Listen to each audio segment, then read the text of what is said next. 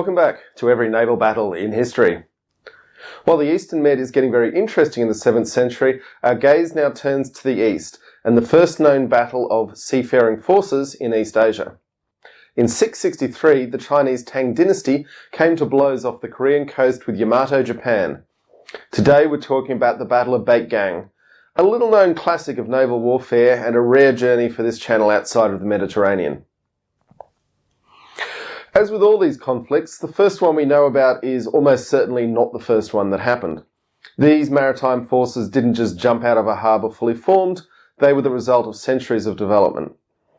Before we make some guesses about the ships involved, let's talk about the nations in conflict. In the West, we have Tang Dynasty China, almost certainly the greatest power in the world at this moment. A strong, vibrant and vast nation, kicking goals in every field of human endeavour. But based high up on the Yellow River with their capitals at Xi'an and Luoyang, it can't be said that the dynasty was focused on maritime matters.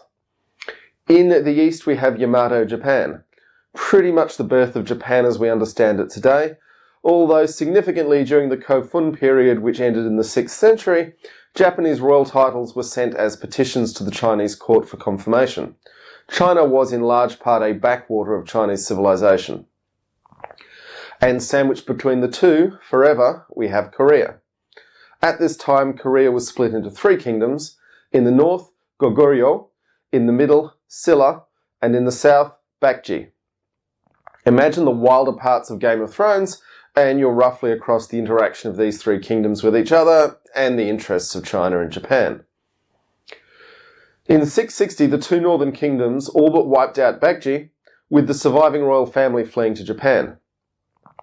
To those survivors' surprise, the people of Baekje pretty much liberated themselves and asked Japan to send back the Baekje royals and help them fight the combined Tang and Northern Korean forces. Emperor Tenji, having newly ascended the throne, took a particular interest in the expedition. While Japan thought it was indulging in a bit of the usual king-making proxy war in southern Korea, the reality was they'd brought themselves into direct conflict with Tang Imperial China. By 663, the Baekje forces were under siege at Cheryu, up the Guem River from the coast. The Japanese cooked up a plan to ship soldiers up the river to lift the siege. The Tang Chinese sent a naval force to blockade them. Let's talk for a minute about the ships involved.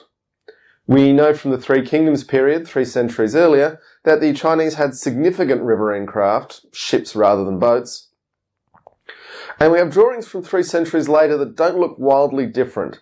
So even though 300 or 600 years can be a lot of naval evolution, let's go with what we have. The Wujing Zongyao, aka Complete Essentials for the Military Classics, written in the 1040s, describes the types of warships as tower ships with trebuchet, combat ships for carrying troops and boarding actions, covered assault, troop carriers with protection from arrows and whatnot, flying barks, they have more rowers for more speed, patrol boats, these are for scouting rather than combat, seahawks, basically a form of trimaran with outriggers, Mengchong, a large covered assault ship, and fireships, our old friend Mr. Bernie. Incidentally, Mid-Journey did an okay job with the cover art for this episode, but I couldn't convince it not to add masts. From what I can see, oar power was the order of the day for these ships, sails being a very inviting target for fire attacks. As this battle shaped up, the Japanese had 800 ships of unknown types and 42,000 troops. The Chinese brought 13,000 troops in 170 ships. Unknown but significant numbers of Koreans from both sides were also involved.